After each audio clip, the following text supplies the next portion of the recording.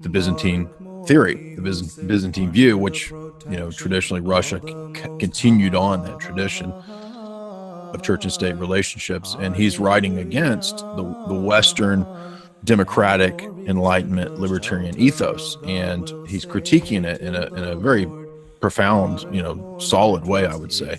And within the first chapter, he says, look, every society needs religious belief. And so he says, ironically, even if you don't believe in religion, it still is the norm in all of human history that societies have a religion. So he's basically just saying, even if you thought that religion wasn't true, it still makes sense that the social order has some kind of binding religious force. And he says that any time that the church or the state have tried to alter this relationship that was the norm for the imperium, what you get is these weird aberrations. And he says something to the effect of, he says, anytime that you divide the church from the state will run the church.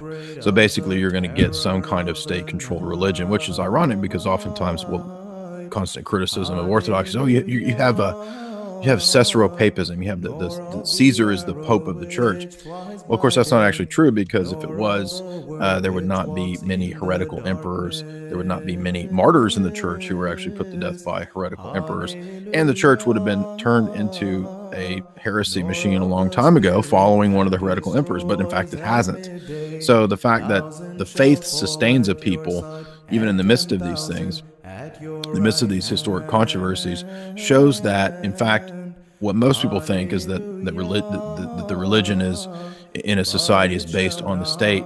Actually, the other way around is what's true. The state needs the religious faith. The state is based on the faith. And anytime the state casts it off, the state will soon wither and die. It may even turn into an atheistic, persecuting Bolshevik type faith. But that no longer exists. That has died, or at least it no longer exists in Russia. It's being set up in America, apparently. But you have made your dwelling in the heights.